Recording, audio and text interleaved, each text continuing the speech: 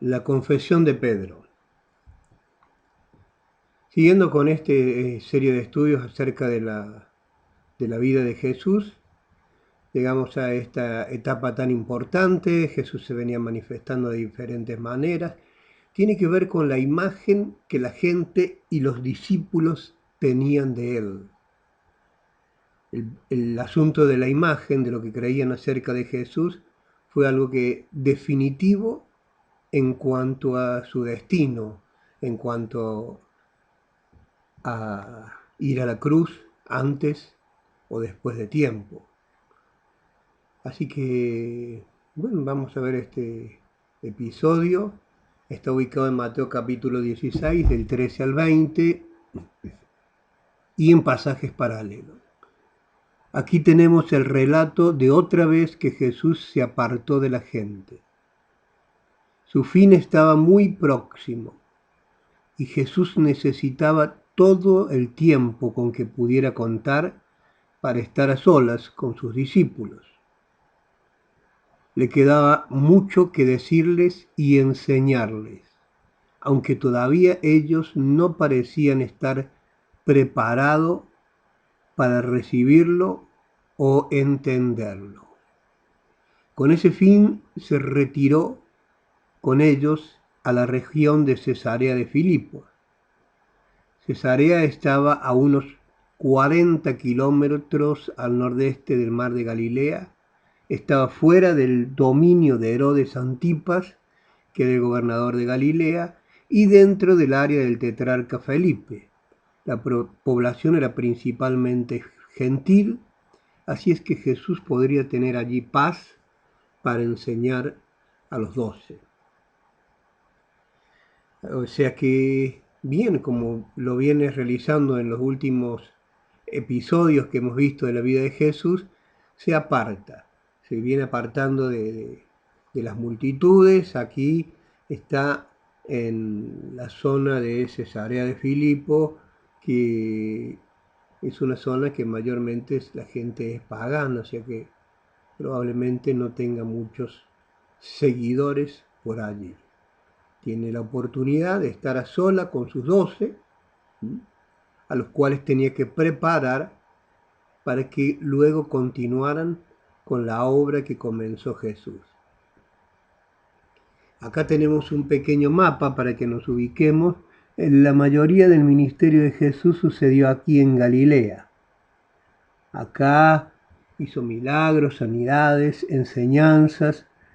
Bien, la mayoría sucedió en Galilea. Acá estaba bajo el dominio de Herodes Antipas, y bien, siguiendo con su plan de retirarse de esta zona de mucha popularidad, él se va hacia la zona de Cesarea de Filipo. Acá hay otro gobernante, acá hay otra gente, acá no es tan popular, y aquí es donde sucede este episodio que vemos ahora. ¿Por qué les preguntó Jesús a sus discípulos cuál era su opinión o la opinión de la gente acerca de él? Marcos capítulo 8, 28, unos Juan el Bautista, eso es lo que decía la gente. Algunos dicen que eres Juan el Bautista, otros dicen que eres Elías, y otros algunos de los profetas. Y eso es lo que opinaba la gente acerca de Jesús. Entonces, ¿cuál habrá sido el propósito de Jesús al preguntarle lo que los demás pensaban acerca de él? Él quería que expresaran las ideas erróneas del pueblo con el fin de que se enfrentaran a ellas con firmeza y convicción. Ellos necesitaban saber las ideas equivocadas de la gente y de esta manera poder tener argumentos, poder tener firmeza, tener convicción ante tales ideas erróneas, porque Jesús no era Juan el Bautista, no era Elías, no era uno más de los profetas. Entonces, luego de esta pregunta, antes de salir vamos a redondear el tema, porque creían los hombres que Jesús era un profeta más y no el Mesías. Y porque Jesús era un predicador, era un maestro, enseñaba la palabra, enseñaba diferente que otros, hacía milagros, era un profeta excepcional para la mentalidad de la gente. Pero no podían verlo como el Mesías porque ellos habían distorsionado su idea acerca de lo que era el Mesías.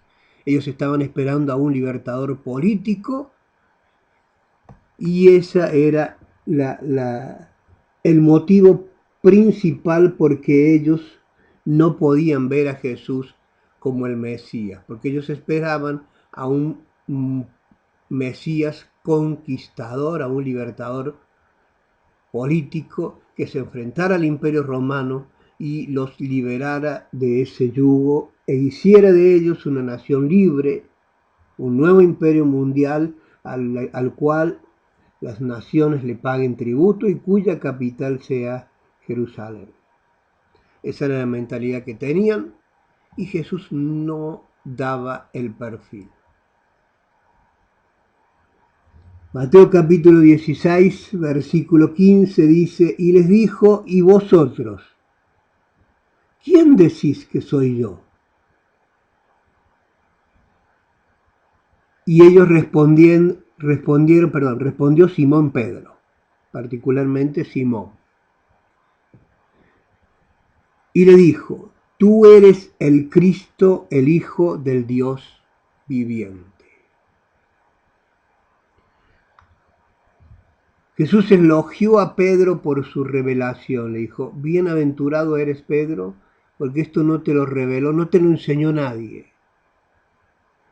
sino que te lo reveló mi Padre, que está en los cielos. Juan capítulo 1, 41, pensemos un poquito en la vida de Pedro. En Juan capítulo 1, 40, Andrés y otros discípulos, porque ellos eran discípulos de Juan el Bautista.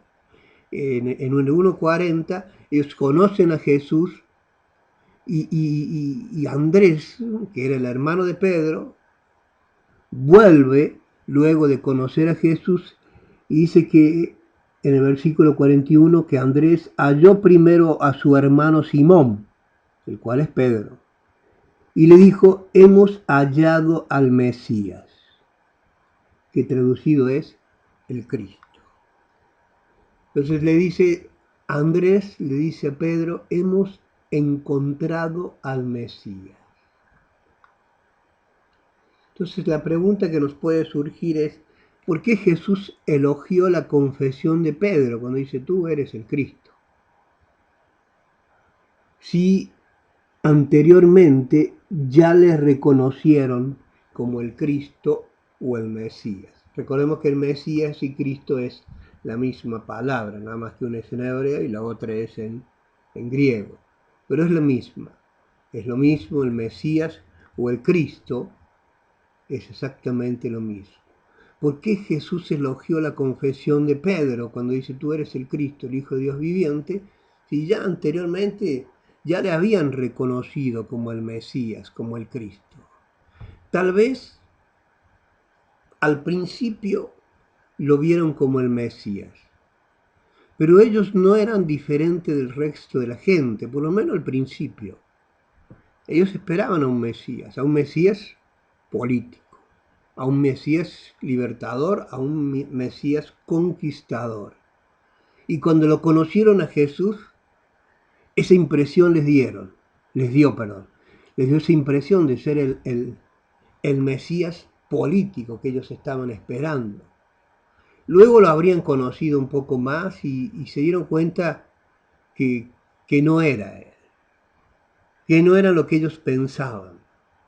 Pero seguramente quedaron fascinados con Jesús, porque lo conocieron en persona, convivieron con él, vieron que lo que él decía lo creía y lo vivía, que él no era como muchos religiosos, como muchos líderes maestros de su época que bien podían decir, hacé lo que yo digo, pero no lo que yo hago. Pero Jesús no era así, Jesús era distinto.